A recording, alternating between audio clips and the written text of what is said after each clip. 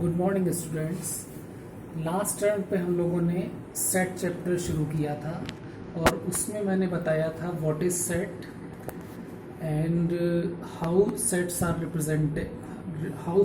Represented and there are two ways of representing the set. First is a tabular form and second is a set builder form. Now today we will consider different type of the set. So first type of set is a empty set.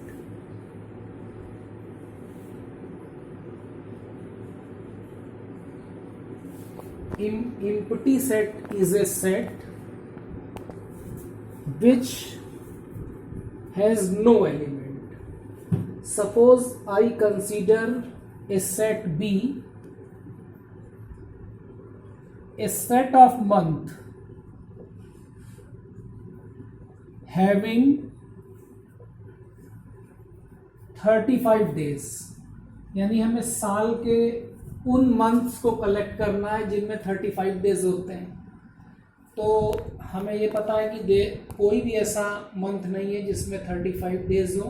इसका मतलब जो set B हमारा है वो empty set हो जाएगा। अब अगर कोई सेट इम्प्टी सेट है तो उसको इस साइन से या curly bracket without any element इससे रिप्रेजेंट करेंगे। This is a phi. So empty set is represented by phi or bracket without any number. Take another example. Suppose A is a set of x such that x is greater than 2, less than 3 and x is a natural number.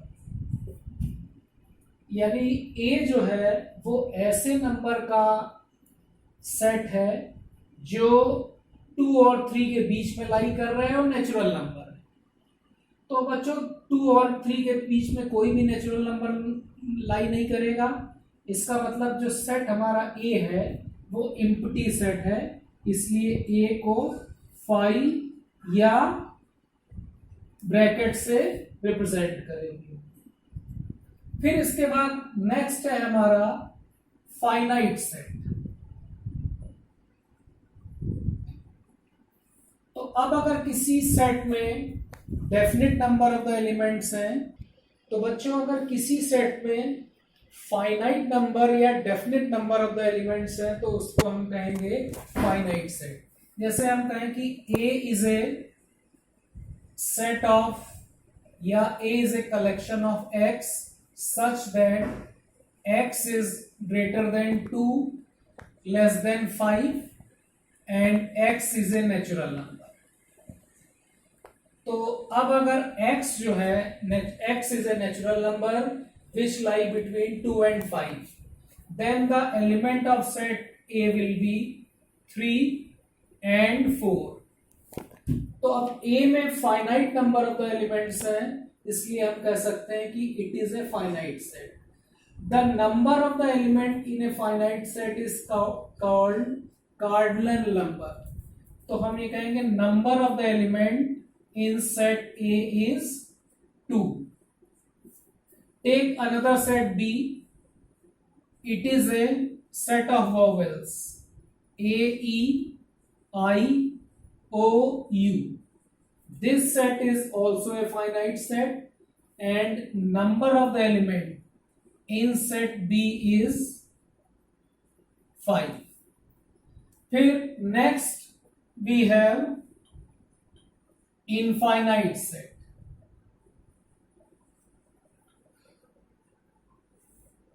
Infinite set अगर किसी set में number of the element finite नहीं है तो उसको हम कहेंगे infinite set. जैसे set of the natural number which start from 1, 2, 3, 4 and so on. There is no last natural number, so therefore set of natural number is a infinite set. In the same way, if we consider the set of integers -3, -2, -1, 0, 1 2 and so on. तो set of integer is also A infinite set. तो इसका मतलब ये हुआ कि finite set में definite number of the element होंगे और इनफाइनाइट सेट में the there will be no definite number of the element in infinite set. Next we have equal set.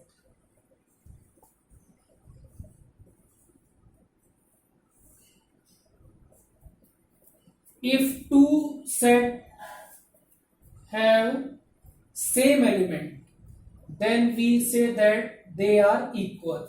Suppose A is a set 7 8 9 10, B is a set whose elements are 9 8 10 7।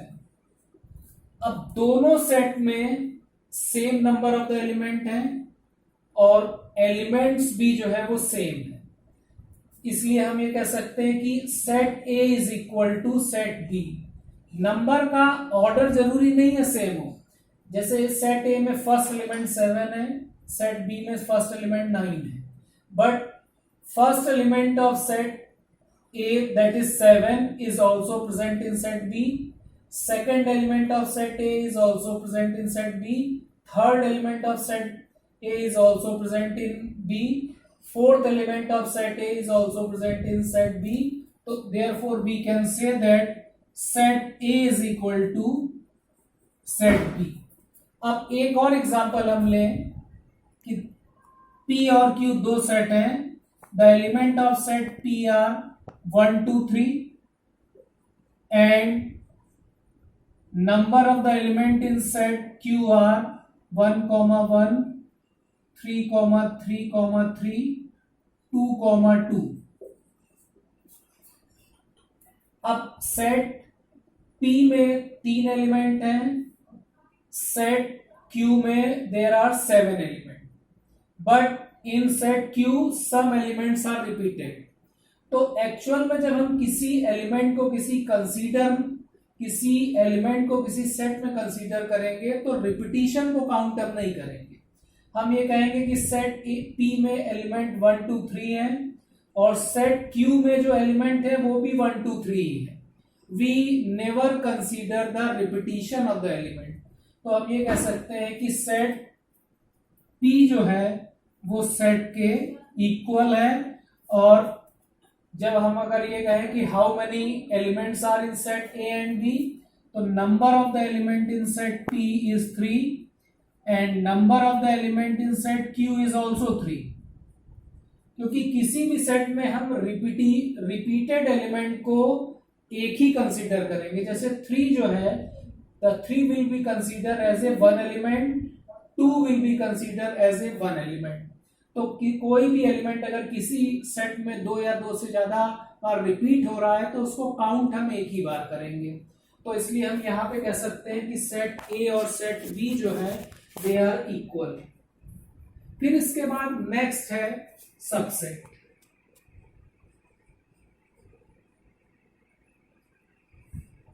Late A is a set whose elements are 3 and 4, B is a set whose elements are 1 2 3 4 and 5।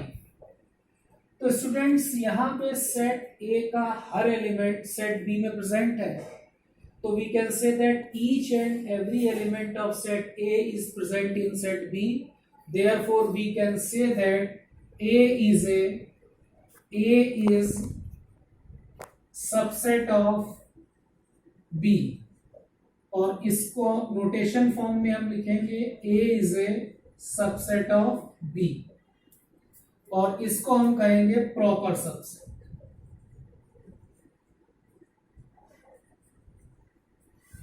Subset में दो set जो है वो हमेशा हर set के subset होते हैं।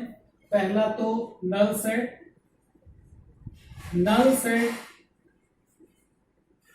is a subset of every set।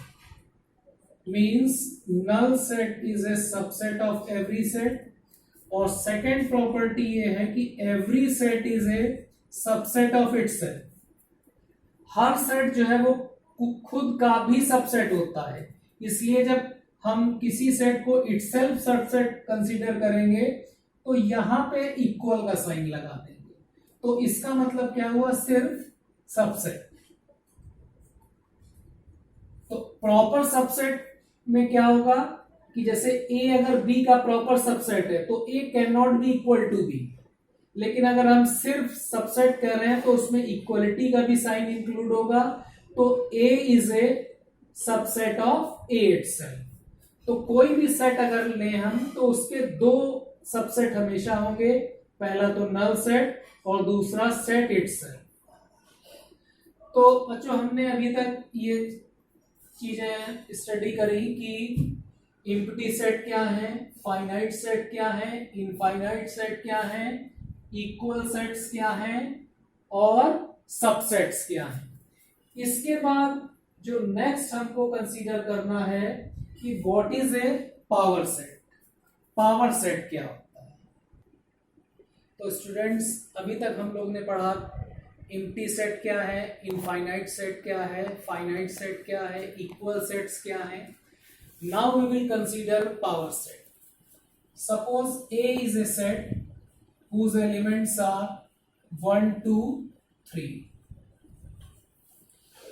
अब A के सबसेट क्या क्या हो सकते हैं? पहली चीज तो ये कि मैंने बताया था कि null set is a subset of every set and every set is a subset of itself. यानी सेट A के दो सबसेट तो होंगे ही, null set और set A itself.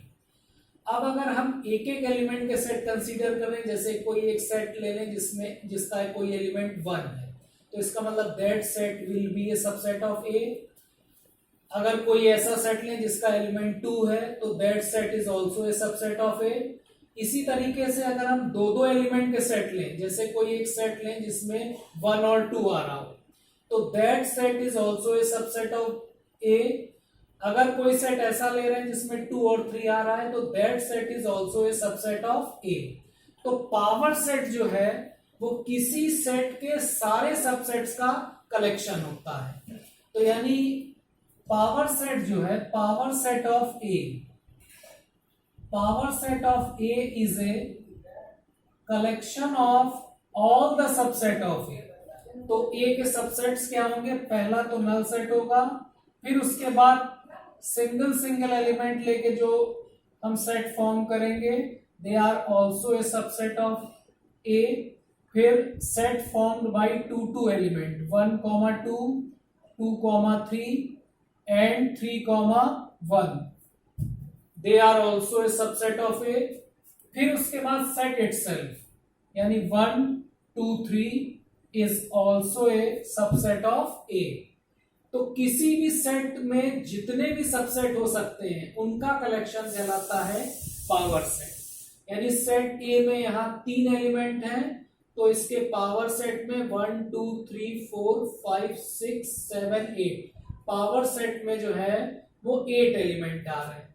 तो हम ये कह सकते हैं कि if number of the element in set A is p, then number of the element in power set will be 2 to the power p। जैसे सेट ए में यहां 3 एलिमेंट थे तो इसके पावर सेट में 2 to the power 3 8 एलिमेंट आ रहे हैं। जैसे हम एक और एग्जांपल लें, suppose B is a set of vowels A, E, I, O, U. तो यहां हमारे सेट में कितने एलिमेंट्स हैं? 5। तो जब हम b का number of the element in b is 5, तो power set of b power set of b will have 2 to the power 5 that is 32 element. तो अगर b में 5 एलिमेंट्स हैं तो इसके पावर सेट में 32 एलिमेंट्स हो जाएंगे। अब जो सेट क्या होते हैं? सबसेट क्या होते हैं ये मैंने आप लोग को बता दिया। इसके बाद अब नेक्स्ट चीज है इंटरवल्स। इंटरवल्स की जरूरत हम लोग को फिजिक्स में भी पड़ेगी और मैथमेटिकल कैलकुलेशंस में भी पड़ेगी।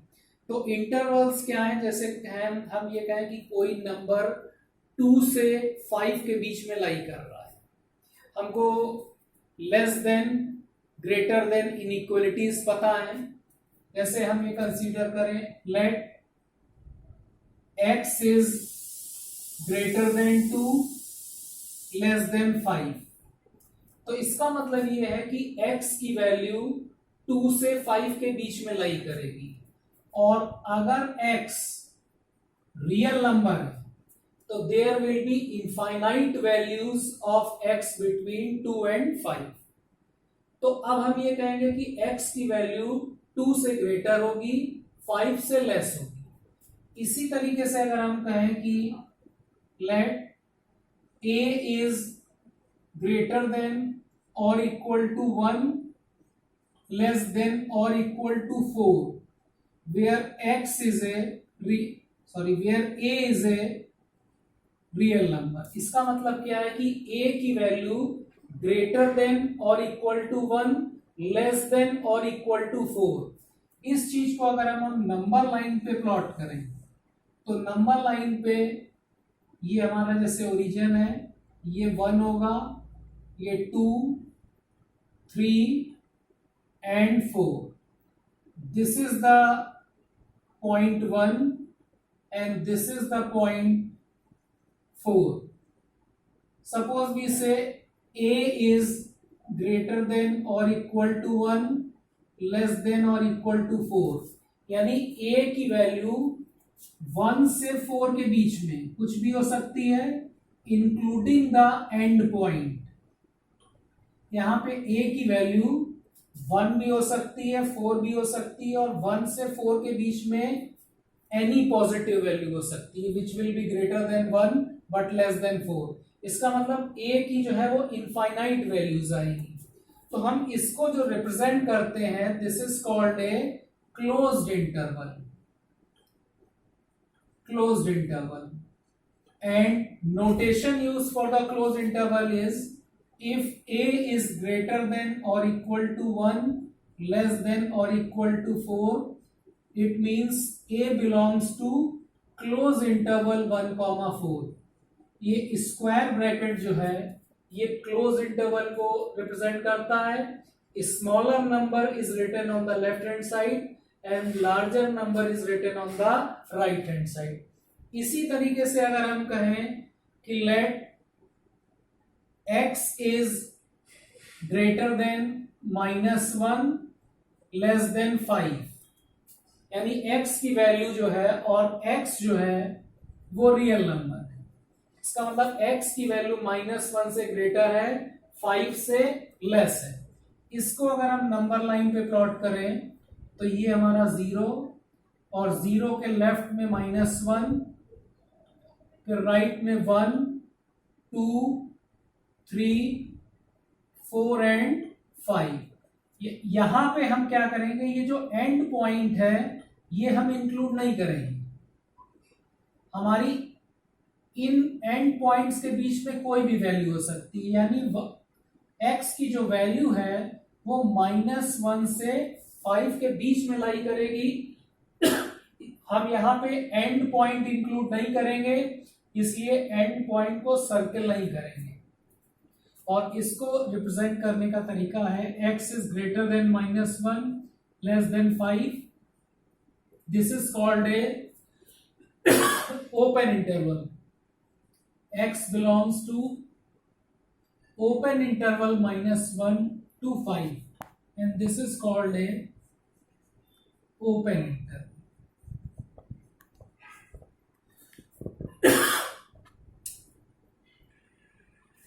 Suppose n is greater than -2 less than or equal to 3, यानी x की वैल्यू -2 से ग्रेटर होगी लेकिन लेस देन और इक्वल टू 3 होगी।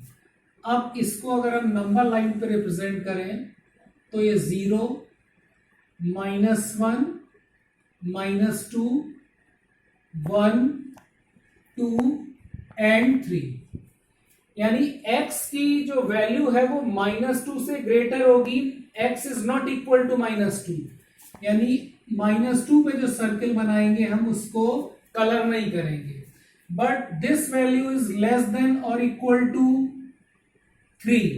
यानी 3 पे जो सर्किल बनेगा वो कलर हो जाएगा, क्योंकि n की वैल्यू 3 के इक्वल हो सकती है, और n की वैल्यू -2 से 3 के बीच में लाई करेगी। अगर हम ये कहें कि this n is real number, तो n is greater than -2, less than और इक्वल टू 3। इसका मतलब n जो है वो बिलोंग करेगा इंटरवल -2 to 3। अब लेफ्ट हैंड साइड में ये इंटरवल ओपन है और राइट हैंड साइड में ये इंटरवल क्लोज्ड है, तो it is called a semi open interval. अब जैसे हम सेट ऑफ रियल नंबर्स कहें, सेट ऑफ रियल नंबर्स, तो सेट ऑफ रियल नंबर्स जो है वो -∞ से +∞ के बीच में कुछ हो सकते हैं, इसलिए इसको हम ओपन इंटरवल -∞ से +∞ के बीच में रिप्रेजेंट करेंगे। इन्फिनिटी जो है वो हमेशा ओपन इंटरवल में आएगा, क्योंकि nothing is equal to infinity. तो इंटरवल हमारे दो टाइप के हैं, ओपन इंटरवल और क्लोज इंटरवल। ओपन इंटरवल में एंड पॉइंट हम इंक्लूड नहीं करते हैं, क्लोज इंटरवल में एंड पॉइंट्स हम इंक्लूड करते हैं। तो स्टूडेंट्स, इस लेक्चर में मैंने आप लोग को बताया एम्प्टी सेट क्या है, फाइनाइट सेट क्या है, इनफाइनाइट सेट क्या है, सबसेट क्या है, पावर सेट क्या है और इंटरवल्स क्या है। अब इन पे बेस्ड जो एक्सरसाइज है वो मैंने असाइनमेंट में आपको दी है, वो आपको करनी है, और नेक्स्ट टर्न पे उन एक्सरसाइजेस की जो थोड़ी टफ प्रॉब्लम्स होंगी उनको डिस्कस करके नेक्स्ट टॉपिक जो है हमारा वेन डायग्राम है वो स्टार्ट करें।